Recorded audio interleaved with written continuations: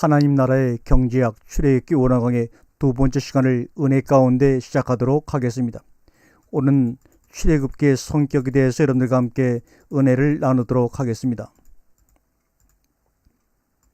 지금 우리가 출애굽기를 들어가는데 출애굽기의 성격을 먼저 이해할 필요성이 있습니다.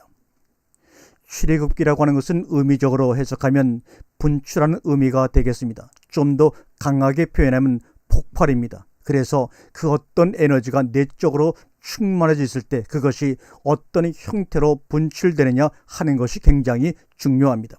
그러니까 하나님의 축복이라고 하는 것은 근원적으로 설명하자면 에너지 덩어리입니다. 그 에너지 덩어리가 어느 쪽으로 분출되어서 나타나느냐 하는 것이 현상적 복이라는 것입니다. 즉 하산이라고 하는 것이 땅 속에서 이글거리고 있다가 그것이 자꾸 분열을 통해서 에너지가 충만해졌을 때 어느 약한 집안을 뚫고 솟아나는 것이 소위 하산 폭발이라고 볼 수가 있는데, 지금 하나님께서 아브라함에게 복을 주신 것은 에너지의 근원을 주신 것입니다. 그 근원이 자꾸 그 핵분열을 일으켜가지고 확대 재생산이 된다는 것입니다. 그것이 이제는 소위 그 시종자 시대는 지나고 그것이 확산되기 시작하는데, 우리가 보는 그 복이라는 것은 산술적으로 불어나는 게 아닙니다. 기하 급수적으로 불어나는 것입니다. 우리가 흔히 복이라고 하는 것이 하나에다가 둘을 더하면 세 개가 되는 것은 복이 아닙니다. 그렇게 산술적으로 불어나는 것은 수고의 대가이고, 그것은 사람마다 누구든지 큰 잘못이 없이 열심히 살면 산술적 불어남은 있을 수 있습니다. 그러나 이 산술적인 것이 아닌 기하급수적인 소위 고비라든지 제곱수로 불어난 현상들이 소위 하나님의 축복이란 이야기입니다. 그래서 애굽으로 내려가기 전까지의 야곱의 가족들 70인이라는 것은 산술적인 겁니다. 애굽에서 그들이 다 죽고 이스라엘 자손들 시대가 시작되는 겁니다. 이스라엘 자손들 시대가 시작되는데 그 이스라엘 자손들 시대에 가서는 산술적인 확산이라 기하급수적이라는 이야기입니다. 하나하나가 만나가지고 둘을 낳는데 둘들이 각각 둘을 낳기 시작하는 겁니다. 그래서 그것이 1대, 2대, 3대, 4대로 넘어가면서 엄청나게 불어납니다. 그래서 창세기 1장에서 지금 출애굽기 1장에서 소위 생육, 번성, 충만, 정복, 다스림 등 5개의 단어를 쓰고 있는데, 우리가 그 하나님의 복을 수행할 때 숫자적으로만 많은 것은 복이 아닙니다. 그것이 단단하게 묶여 있어야 하고 단단해야 합니다. 그 다음에는 강해야 됩니다. 인구로 따지자면 중국이나 인도 같은 나라가 세계에서 첫 번째 가는 나라인데 그 능력은 미국만 못합니다. 그것은 숫자는 많지만 결속력이 부족하다고, 그래서 파워가 없다는 얘기입니다. 그런데 애굽의 이스라엘 백성들은 결속력과 함께 숫자도 많았습니다. 많은 결속력과 함께 그 파워가 강함이 있었습니다. 그래서 열매라고 하는 것은 푸석푸석하면 안 됩니다. 강하고 단단해야 합니다. 그래서 보석 중에서 가장 귀한 보석을 다이아몬드로 치는데, 왜냐하면 다이아몬드를 가장 보석으로 치느냐면 그 희귀성과 함께 강함과 단단함 때문에 그렇습니다. 왜 금을 모든 금속 중에서 가장 귀한 것으로 치냐면 불변성 때문에 그렇습니다. 그것을 아무리 녹이고 제조를 해도 그 금의 순도만큼은 불변합니다. 그러니까 보석 중에서는 다이아몬드고 쇠붙이 중에서는 금이라는 이야기입니다. 자, 여기서 우리가 생각해 봐야 할 것은 무엇이냐면, 하나님의 복이라고 하는 것이 분출돼서 현상적인 상태로 나타났을 때, 지금 이스라엘 백성들이 애굽에서 그렇게 엄청난 수로 불어난 것은 그것 자체를 복이라고 말할 수는 없습니다. 그것이 어떤 형태로 재생 생산되어 나타나야 합니다. 여러분, 예를 들어서 돈을 많이 가지고 있다는 것 자체가 복이 아닙니다. 그 돈이라고 하는 것이 어느 쪽에 쓰여가지고 어떤 양태로 나타나졌느냐 하는 겁니다. 사업을 한다든지 보육기관을 세운다든지 뭔가 선교를 위해 헌신하든지 뭘 하든지 간에 그것이 어떤 모습으로 나타나져야 합니다. 그것이 돈이지 돈덩어리 자체는 복이 아닙니다. 이것이 이스라엘 백성 때도 마찬가지입니다. 어떤 수많은 물이 큰 민족이 되었다는 것 자체가 문제가 아닙니다. 그건 오히려 엄청난 소비를 불러 일으킬 수 있는 무가치한 집단일 수 있습니다. 문제는 그것을 어떻게 재생산할 수 있느냐 하는 그 말입니다. 그래서 경제학에서도 지혜라는 것을 꼭 돈으로만 따지질 않습니다. 그것을 가지고 가치성을 따지는 것입니다. 그래서 이번에 출애굽 원어 강의 주제를 하나님의 경제학이라고 한 이유가 바로 여기에 있는 것입니다. 똑같은 책상이지만 여기에 놓인 책상의 지혜의 가치성과 지금 밑에 놓인 책상의 가치성은 다릅니다. 똑같은 나무로 만든 똑같은 구조일지라도 그와 마찬가지로 결국엔 어떤 용도의 어떤 양태로 나타나져서 사람들에게 어떤 용도로 쓰여지고 어떤 기여를 하느냐가 바로 경제학에서 지혜의 가치라고 하는 것입니다. 우리가 성경을 보면서 하나님의 작전을 볼 줄 알아야 합니다. 그 다음에 하나님께서 세우신 그 작정을 현실화시키는 데 있어서 방법론을 배워야 합니다. 창세기에서는 에너지의 시작이고 그것의 확산입니다. 출애굽기에서는 그것의 분출입니다. 그런데 어느 쪽으로 분출하게 되느냐 하면 애굽으로부터 가나안으로 분출하고 있다는 이야기입니다. 성경에서 지금 출애굽기 민수기에서 중요한 포인트는 그것이 터져 나오는 방향을 말하고 있는 것입니다. 결국 그것이 그 에너지 집단이 가나안 땅에 정착을 해가지고 거기에서 학대 재생산을 하기 시작합니다. 애굽에서가 아닙니다. 그러니까 하나님은 이스라엘이라는 엄청난 민족을 이루셔서 그 민족을 가나안 땅에다가 투자하신 것입니다. 이것이 바로 하나님의 경제학입니다.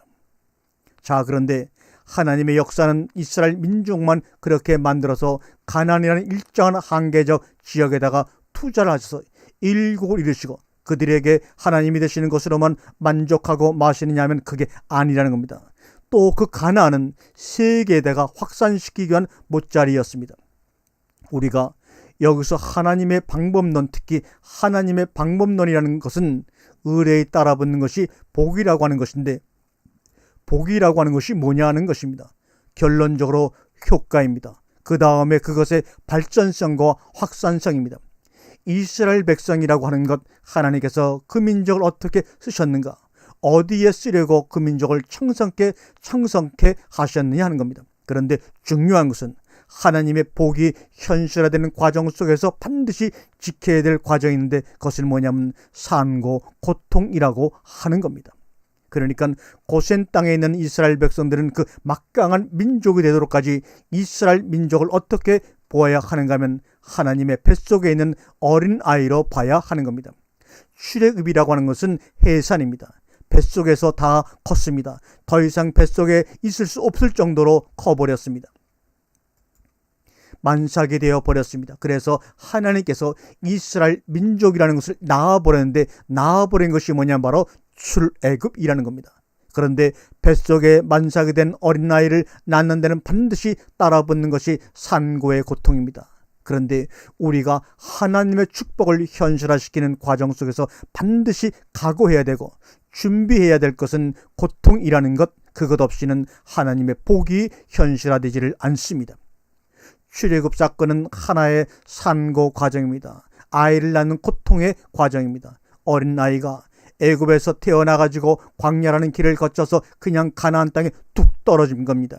그걸 씨로 본다면 애굽에서 뿌린 씨가 가나안 땅에 떨어진 것입니다. 그런데 그 씨가 가나안 땅에 떨어져서 심겨지기까지의 과정이 이것이 바로 출애굽 과정입니다.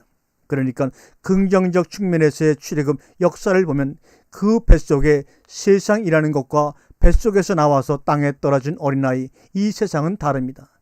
뱃속에 있는 어린아이가 나올 때는 어떤 생각을 하는가 하면 나는 죽었다라고 생각을 한다는 겁니다.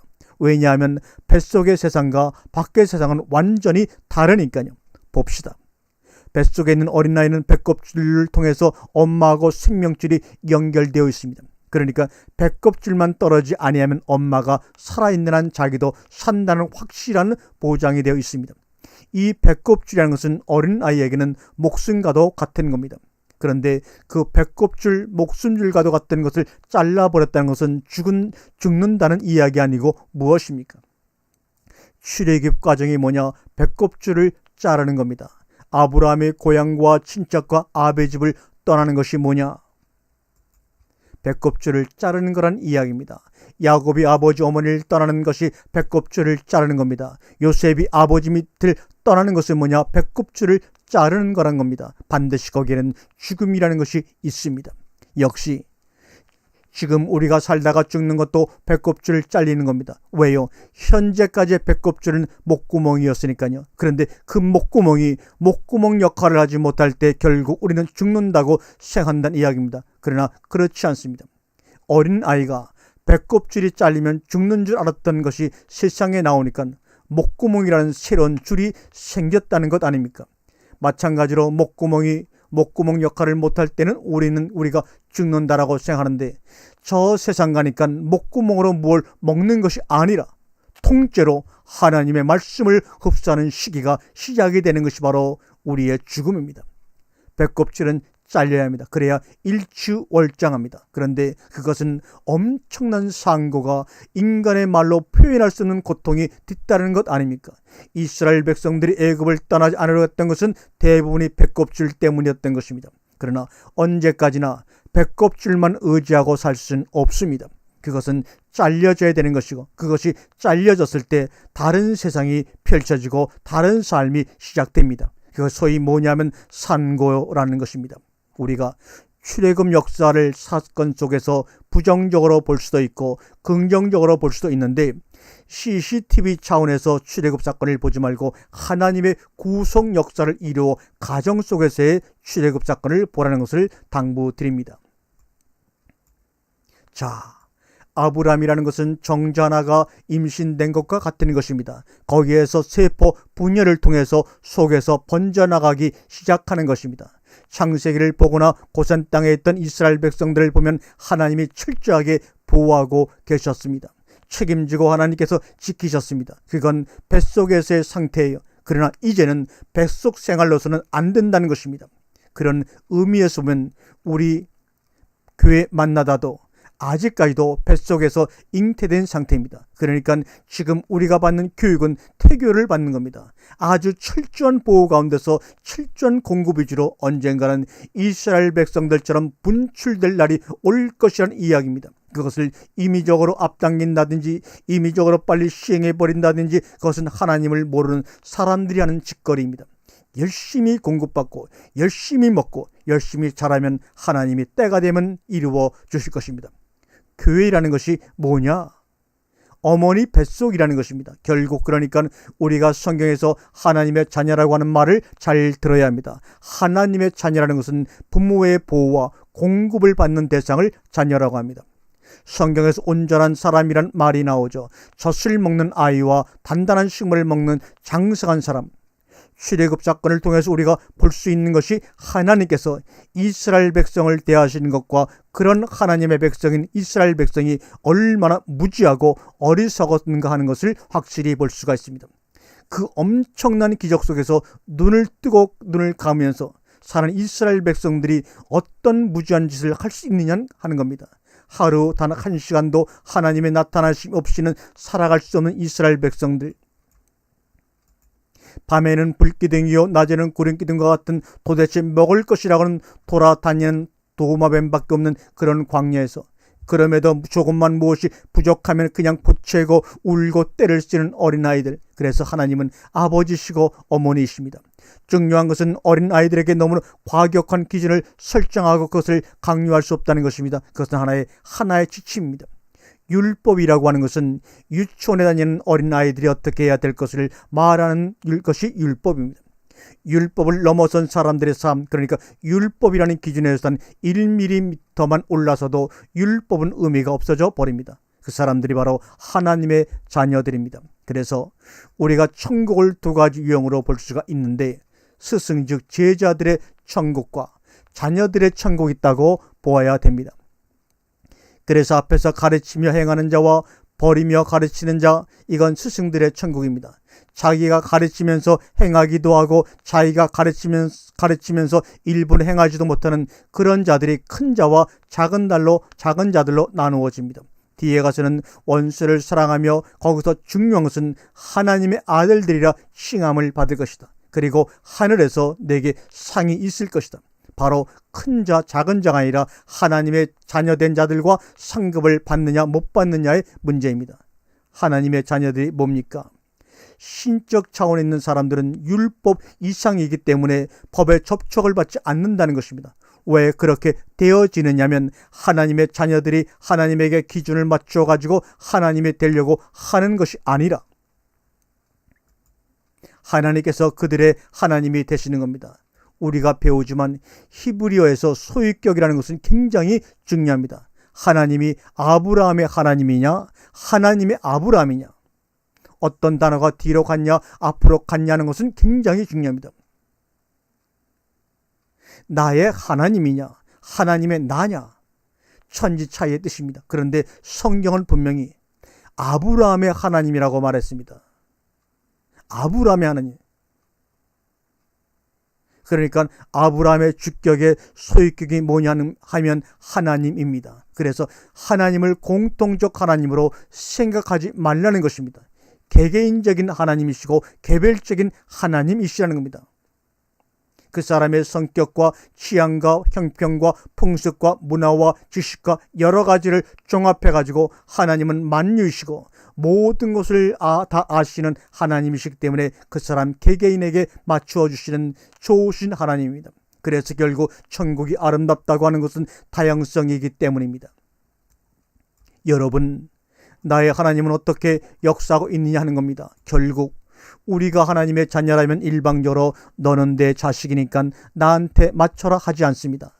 하나님을 배운다는 것이 뭡니까? 하나님을 따라서 하는 것이 아닙니다. 하나님을 흉내내는 것이 아닙니다. 하나님의 가르침을 수용하는 것입니다. 하나님의 가르침을 수용한다는 것은 이해한다는 것이고 깨닫는다는 것입니다. 그리고 그것을 내 속에 새긴다는 것입니다.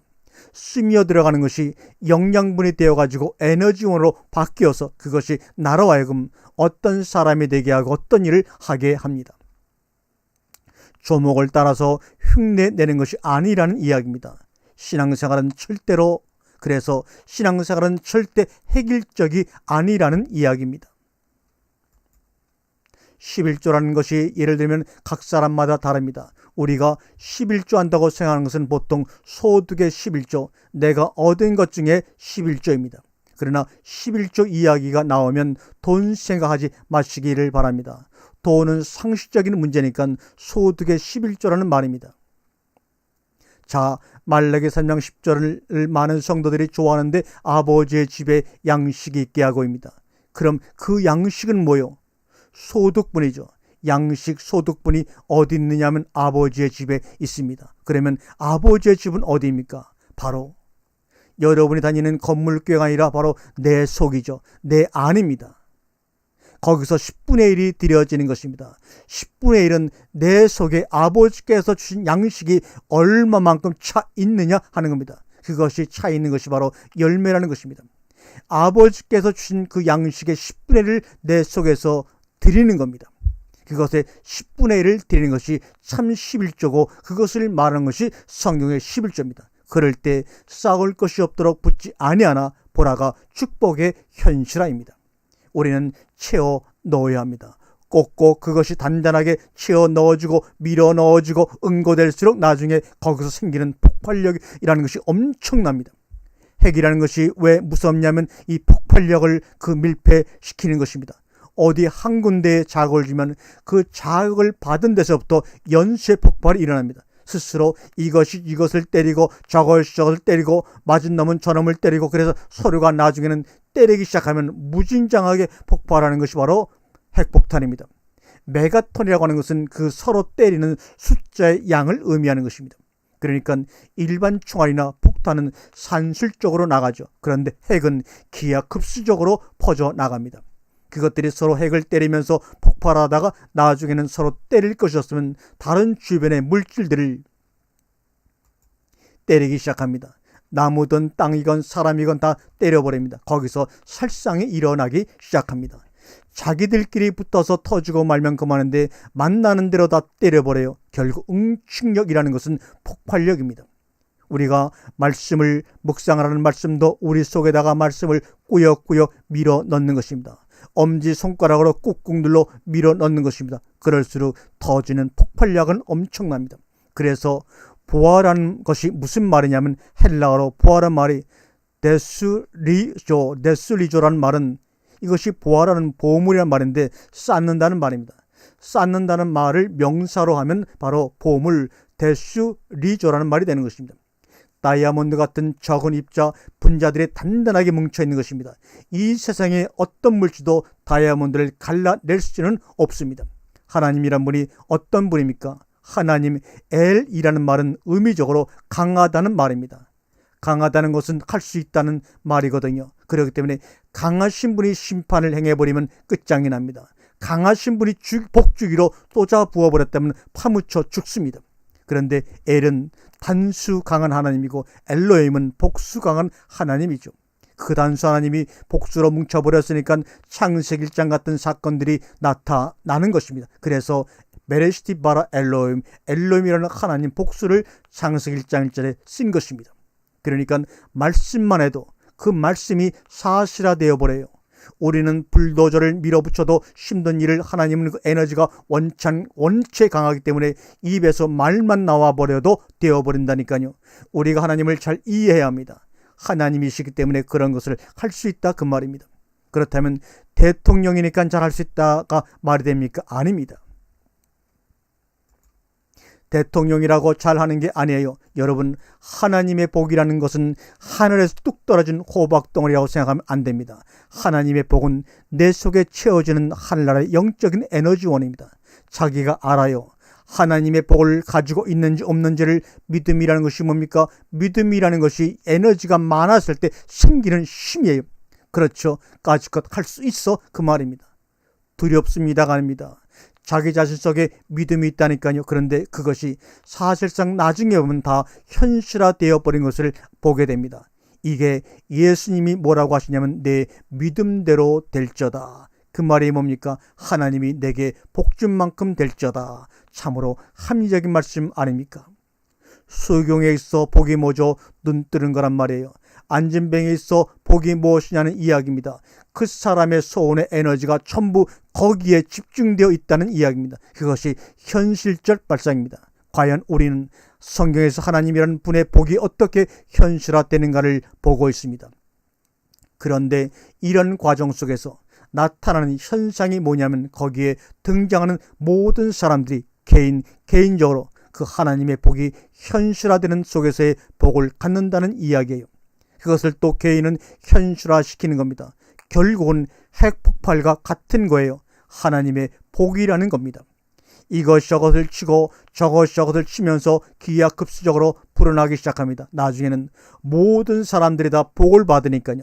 복이라는 것이 흡수되는 것이 없고 본전 나가는 데만 쓰이는 겁니다. 어느 쪽에서 복이 없는 사람이 복을 받아버려야 이것이 균형 유지를 하는데 다 복을 받으니까 다 튕기는 거예요. 그런데 그것이 비활동성일 때는 조용하고 잠잠합니다. 아무 문제가 안 일어납니다. 하지만 그것이 활동을 시작했을 때 하나님의 말씀이라는 것이 핵인데 하나님의 말씀이 입에서 나가기 전까지는 비활동성 핵입니다. 그런데 그것이 밖으로 나갔을 땐 활동성이 되면서 확산되기 시작합니다. 그것은 누구도 막을 수가 없는 것입니다. 그러면서 엄청난 폭발력을 갖는데 그 폭발력이라는 것이 두 가지 측면이 있습니다. 하나는 파괴적으로 쓰이는 경우가 있고 또 하나는 생산적으로 쓰이는 경우가 있습니다. 그래서 핵이라는 경우가 두 가지 의미밖에 없습니다. 파괴적이거나 생산적이거나. 노벨은 폭탄을 만들어 가지고 엄청난 돈을 번 사람입니다.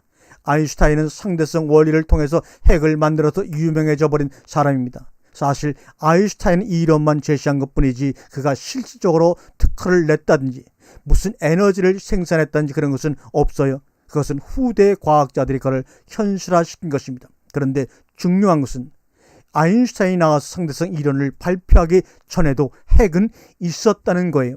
다만 사람들에게 그것이 알려지지 아니하고 그것이 논리적으로 정당성이 입증되고 시험을 통해서 사실화되지 않은 것뿐입니다. 따라서 감추어진 하나님이라는 것이 뭐냐는 겁니다. 그것은 상대성 논리 같은 거예요. 우리는 하나님 의식을 바꿔야 됩니다. 이제까지 종교인들이 가지고 있었던 하나님의 의식은 우상이에요. 사실적 하나님, 현실적 하나님, 삶적 하나님은 뭐냐면 우리 속에 임하신 능력이자 축복이자 에너지원이라는 겁니다.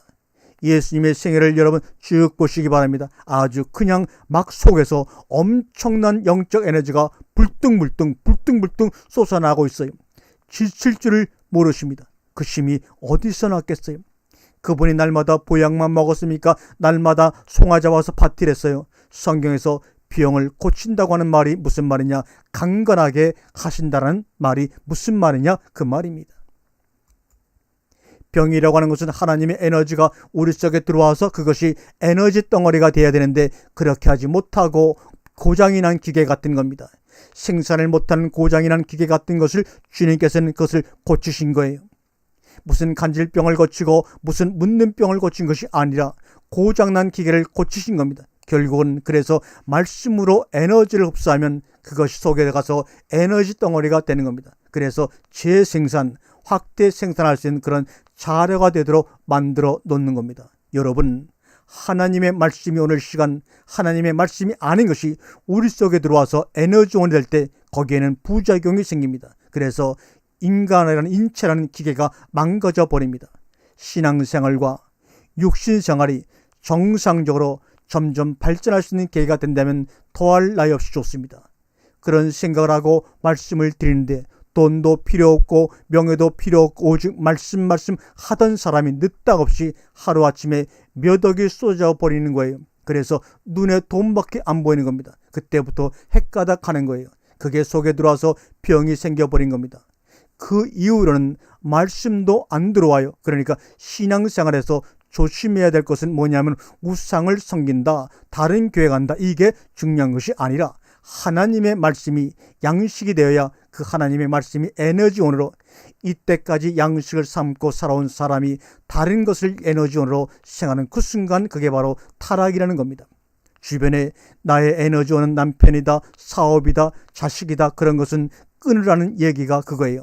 그 에너지원은 하나님과 교통할 수 있는 에너지원이 아닙니다. 육신이 활동할 수 있는데 필요한 에너지원일 뿐입니다. 우리가 육신을 입고 있는 동안에는 그 에너지원이 필요하기 때문에 땅에서 나는 에너지원. 그래서 우리에게는 두 가지 신분이 있습니다. 하늘에 속한 신분이 있고 땅에 속한 신분이 있는데 땅에 속한 신분은 땅에서 난 것으로 하늘에 속한 신분은 하늘에서 온 것을 채워줘야 된다는 얘기입니다. 우리가 땅에서 나는 에너지원은 어려서부터 뱃속에서부터 섭취가 본능적으로 섭취하도록 되어 있어요. 이것은 가르칠 필요가 없습니다. 골로새서에 나오는 금욕주 이것에 조심해야 됩니다. 그것은 먹을 필요도 없다, 입을 필요도 없다. 그것이 의는 아니라는 얘기입니다. 그건 이성이고 상식입니다. 그러면 중요한 것은 뭐냐? 하늘로부터 오는 에너지원을 받을 기능도 없고 그걸 간직할 능력도 없고 그걸 활용할 수 있는 재능은 더더구나 없어요. 우리가 그래서 그동안에 그 훈련을 하자는 겁니다. 그 연습을 한 것입니다. 하나님을 받자는 것입니다. 하나님의 양식을 먹자는 것입니다. 바로 그분이 예수 그리스도 아닙니까? 그래서 하나님을 이해하는데 가장 좋은 교과서는 바로 66권의 성경 중에 창세기와 요한복음입니다. 내 살을 먹으라를 원문적으로 보게 되면 막 씹어 먹고 이런 말입니다. 막 질근질근 씹어 먹고 내 피를 꿀꺽꿀꺽 삼키고 그것을 점잖게 내 살을 먹고 마시라고 우리 성경을 번역하고 있습니다. 사람들이 말할 때 또는 어떤 사람이 도대체 하나님이라는 것이 어떤 분입니까? 당신은 왜 하나님을 믿습니까? 그럴 때 우리가 뭐라고 말해야 그들에게 먹혀 들어갈 말이 되겠느냐 그 말이에요. 천지 만물을 만드셨고 심판하신 하나님이시고 그들에게 이런 말 안 먹혀 들어갑니다. 좋아요. 하나님이 만들어 놨으니까 우리가 살지. 우리도 만들었다는 것도 알아요. 그리고 심판할 줄도 알아요. 그러나 중요한 것은 현실적으로 그 하나님이 나에게 무슨 언제 심판할지도 모르는데 그때를 위해서 지금부터 준비를 하라 그러냐 그렇게 말합니다. 나 지금 먹고 살기도 바쁜데 현실적인 하나님을 얘기해 줘야 된다는 이야기를 드리는 겁니다. 도대체 당신의 하나님, 지금 당신 하나님은 뭐하는 하나님이냐 하는 거예요. 어떤 하나님이냐는 겁니다.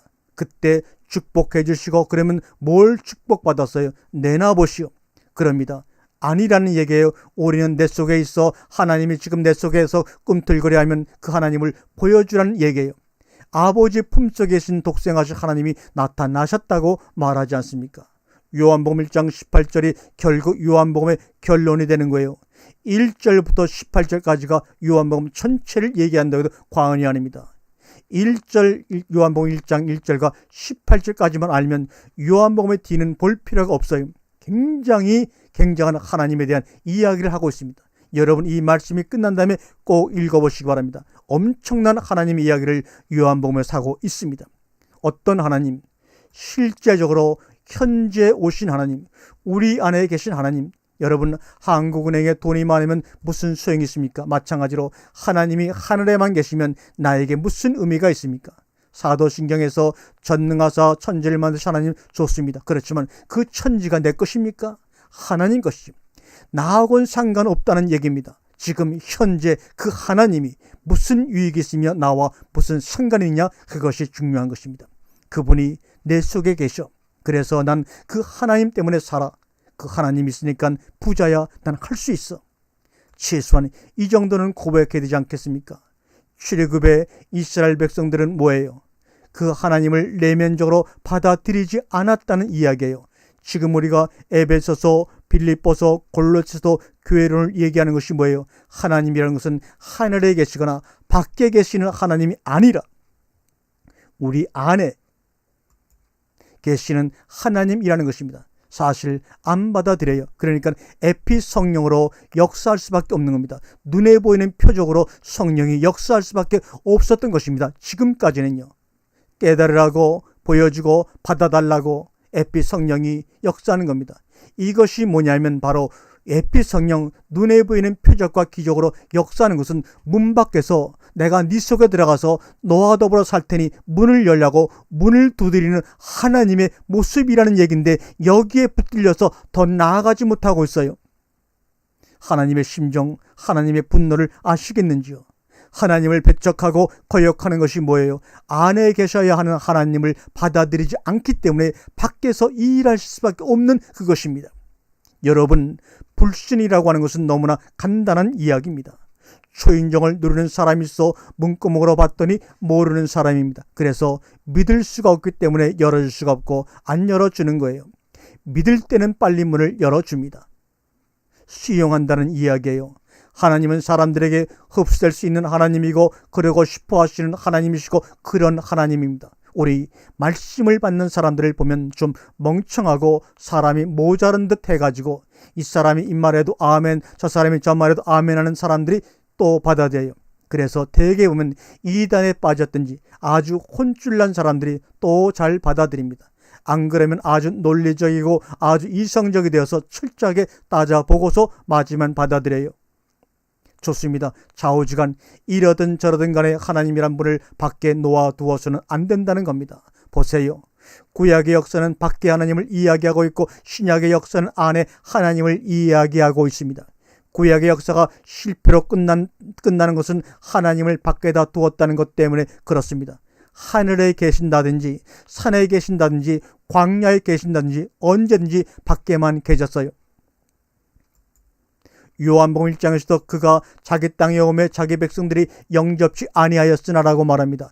빛이라는 것이 뭐예요? 빛이라는 것은 밖에서 반짝거리는 게 빛이 아닙니다. 내가 그것을 받아들여서 응용하고 사용할 때 빛의 의미가 있는 겁니다. 그를 영접하는 자, 성경은 무엇을 비추고 있느냐, 왜 하나님을 받아들이지 않느냐는 것을 외치고 있는 것입니다. 주 예수를 믿으라고 말하는 것으로는 소용없습니다. 믿으면서도 받아들이지 않는 사람들이 있습니다. 그 사람들을 로마서에서는 불의 가운데 진리를 받아들이는 자들이라고 말합니다. 안 믿는 것 같으면서 엄청나게 받아들이는 사람이 있어요. 똑같은 시간, 똑같은 환경에 말입니다. 똑같은 처지에서 똑같이 십자가에 매달리는 두 강도의 차이점이 뭡니까? 한쪽은 그 순간에 받아들였다는 것입니다. 그래서 어느 때든지 수용하라는 이야기예요. 수용해야 됩니다. 가난의 의입니까? 그것이 영광스러워요? 아니에요. 비난의 대상이 될지언정 가난은 영광은 못 됩니다. 시작이라는 것이 중요하다는 겁니다. 내일은 내 날이 아니에요. 어제는 지나갔습니다. 오늘 내가 무엇을 하지 않으면 오늘이 또 그냥 흘러갑니다. 무엇인가를 시작해보라는 이야기예요. 하다못해 화분 요만한 것 하나 사다 놓고 거기다가 상추씨안을 심는 것도 오늘 심어야 일주일이나 열이나 한 달 후에 거기 상추를 따먹어요. 오늘 심어야 합니다. 오늘 말씀을 심어야 그 말씀의 열매를 먹고 여러분의 영혼이 강건하여 살 수가 있는 것입니다. 뒤로 미루지 마세요. 중요한 것은 그런 줄 알면서도 오늘 심지 않으면 영혼이 화분 속에 상추는 없는 거예요. 이제는 자꾸 무엇을 심을 생각을 하란 말입니다. 뭐든지 좀 심어보려고 그러세요. 여기다도 심고 저기다도 심어봐요. 이것이 안 되면 저거라도 될 것이고 저것이 안 되면 이거라도 될 것이란 말이죠. 많이 심는 사람은 많이 거두는 것 당연한 이야기예요. 10,000원짜리 하나 생기면 그냥 심어요. 쓰려고 생각하지 말고 심어봐요. 그냥 옷 사려고 그랬다가도 장롱 뒤져서 좀 헌 옷들 깨끗이 사려 가지고 다 씻고 나오고 그걸 심어 생산적인 사람이 되란 말입니다. 만날 없다고 그러지 말고 없을수록 심어야 할 것 아니에요.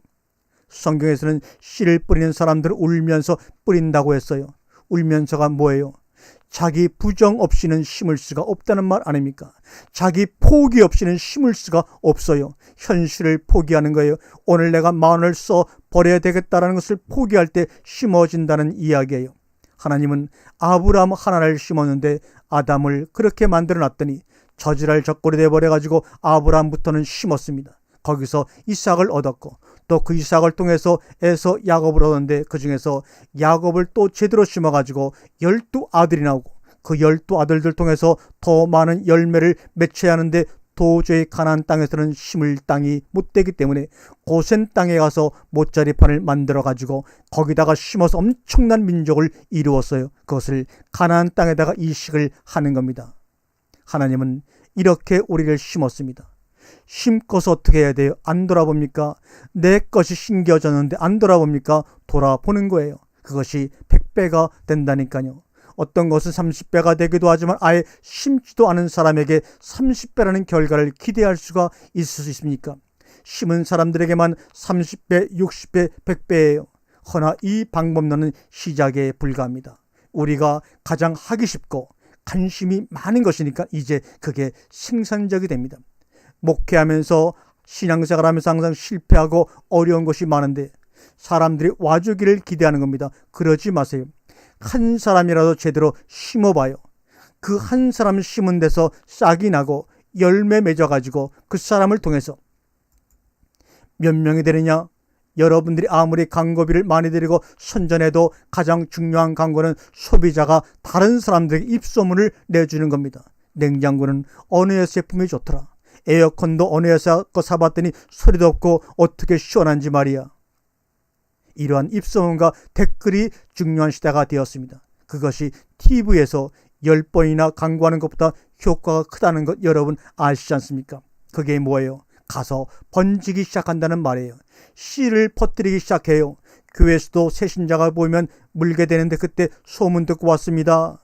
누군가가 거기 가서 한번 말씀을 한번 들어봐라고 했다는 겁니다. 그래서 자기 신분 안 밝히고 와서 말씀 듣는 거예요. 체험하는 사람의 알림이 아니면 그 외에는 다 과대 광고고 거짓 광고이가 쉽습니다. 체험한 사람이 체험한 그대로 가서 전달하는 겁니다. 그 사람들은 과대하거나 뭐할 필요성이 없거든요. 여러분이 함께 이 말씀을 들어가면서 이 말씀을 전하는 이 부족한 사람을 위해서 함께 기도해 주시기를 주님의 이름으로 권면드립니다. 감사합니다.